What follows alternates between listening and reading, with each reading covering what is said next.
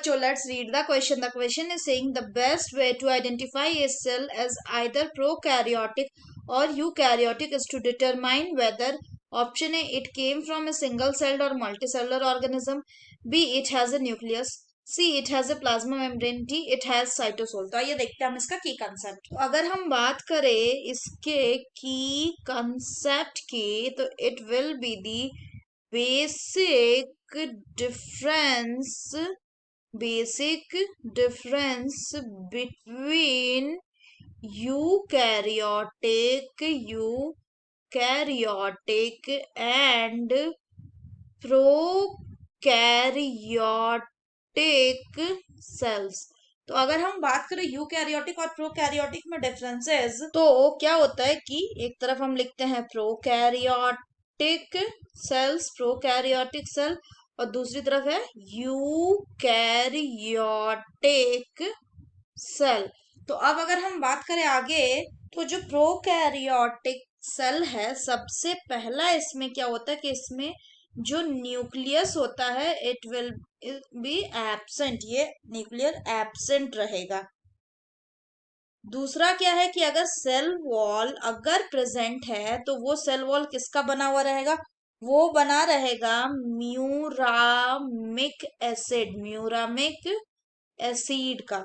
Next क्या है कि इसका जो डीएनए है ये कैसा है, ये है नेक्ड, और ये कहाँ प्रेजेंट होता है, ये साइटोसोल में ही प्रेजेंट होता है. क्यों? क्योंकि इसमें न्यूक्लियस नहीं होता. और अगर बात करें तो इसका डीएनए कैसा होता है, it is without histone protein, without histones.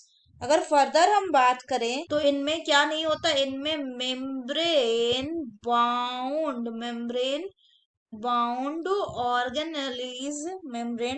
Organelle नहीं होता, absent, membrane bound organelle absent. अगर हम यूकैरियोटिक सेल की बात करें तो यूकैरियोटिक सेल में क्या होता है कि वेल डिफाइंड न्यूक्लियस जो है वो प्रेजेंट होता है, वेल डिफाइंड न्यूक्लियस प्रेजेंट. अगर हम बात करें इसमें सेल वॉल अगर है तो सेल वॉल में म्यूरामिक एसिड जो है वो नहीं होगा. अगर आगे बात करें तो इसका क्या होता है, इसका जो डीएनए है it will be associated with histones, यानी कि डीएनए हिस्टोन से एसोसिएटेड रहेगा. और फर्दर बात करें तो क्या होता है इसमें मेम्ब्रेन बाउंड ऑर्गेनली जो होंगे वो क्या रहेंगे, इट विल बी प्रेजेंट. तो मेम्ब्रेन बाउंड ऑर्गेनली प्रेजेंट है. अगर हम आगे बात करें तो क्या होता है कि generally in case of the prokaryote जो डीएनए है वो साइटोप्लाज्म में फ्रीली रहता है. क्यों? क्योंकि इनके पास कोई वेल डिफाइंड न्यूक्लियस नहीं है. लेकिन in case of the eukaryote the DNA lies with in the nucleus. और अगर बात करें तो जो प्रोकैरियोट है इसमें ट्रांसक्रिप्शन एंड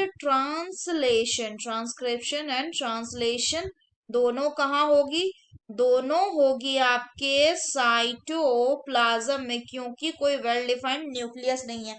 लेकिन इस केस ऑफ द यूकैरियोट जो ट्रांसक्रिप्शन है, process of formation of mRNA from the DNA, ये कहाँ होगी, it will occur in the nucleus, while the process of formation of protein, that is translation, किससे बनना, from the mRNA, it will occur in, ये कहाँ होगा, it will occur in the cytoplasm में होगा. फर्दर अगर बात करें तो ऑर्गेनल्स में सिर्फ प्रोकैरियोट में प्रेजेंट होता है राइबोसोम. अगर बात करें राइबोसोम की तो ये कैसा हो जाएगा प्रोकैरियोट में, it will be 70S type. अगर हम बात करें यूकैरियोटिक राइबोसोम की तो यूकैरियोट में जो राइबोसोम होता है ये 80S टाइप का होता है, 80S टाइप का होता है.